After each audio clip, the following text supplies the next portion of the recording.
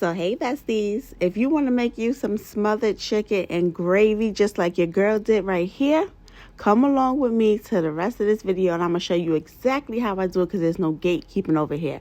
So first you're going to go ahead and get you some drumsticks. You're going to clean it off with some vinegar, lemon, lime, whatever you use. And if you don't like to clean your chicken, you can just go ahead and bypass this step.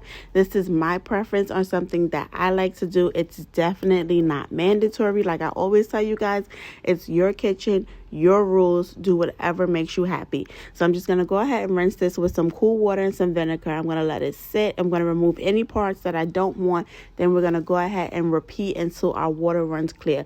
Once our water runs clear, it's time to move on. But before we keep going, make sure you follow your girl on all social media platforms. It's posted up there above. After that, it's time to start working on our veggies. Now, I like to go ahead and prepare everything before I get started cooking. It just makes the process a whole lot easier for me. So first, we're going to go ahead and cut up some red bell peppers. I'm going to slice those up and put them to the side. After I get those red bell peppers ready, we're going to go ahead and start working on the yellow bell peppers. After I get my yellow bell peppers sliced up and put to the side, next we're going to go ahead and start working on some onion. Now, if you don't want to cry while cutting your onion, you want to go ahead and take your onion and run it under some cool water. That is supposed to prevent your eyes from tearing when you have to work with onions. After we get our onions sliced up, we're going to go ahead and put that to the side, and then we're going to go ahead and get us some of that fresh garlic. I'm going to go ahead and use about 4 pieces. I feel like 4 pieces should be enough, and I'm just going to go ahead and take the bottoms off and then just slice that nice and thin, just like that. And then we're going to go ahead and put that aside with our veggies. After I get that garlic sliced up, now it is time to go back and prepare our chicken because I feel like I have all of my ingredients that I need already prepped and I can just grab them as I need. We want to work smarter, not harder. After that, it was time to season the chicken. So we're going to go ahead and get a little bit of olive oil. You're going to add your seasonings on there, whatever seasonings that you prefer.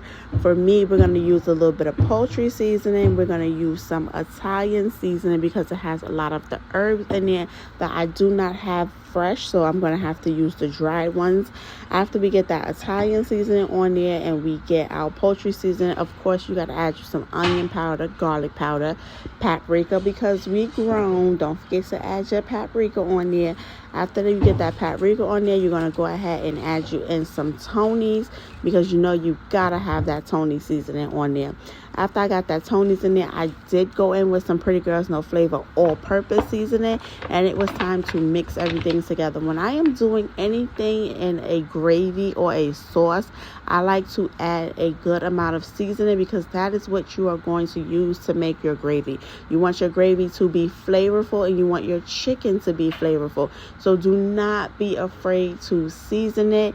All of the seasoning is not going to stick to the chicken, and you are going to add water to your chicken as well, so you do not have to worry about it being salty.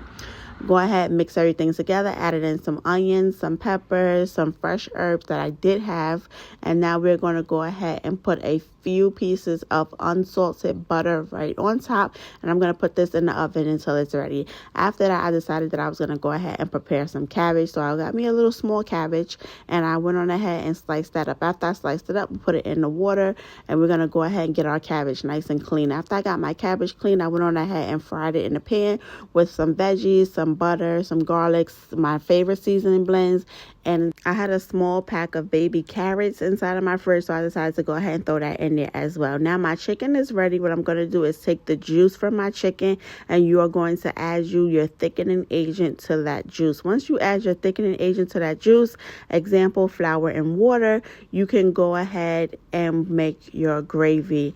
Now you don't want to add too much or your gravy is going to be too thick, or you don't want to add not enough and it's going to be very loose. You got to add just the right amount, and you can go ahead and adjust as needed. Once my gravy was to my liking, I went on ahead and poured it all on top of my chicken because you want to make sure you get all that gravy on top of your chicken. And while I was going ahead smothering my chicken in that gravy, went on ahead and put on some rice, because you gotta have that rice with that chicken and gravy. After that, my cabbage was ready, and it was time to go ahead and serve those plates. We put that rice on there, put that chicken with that gravy on top, and some cabbage, and it was time to eat.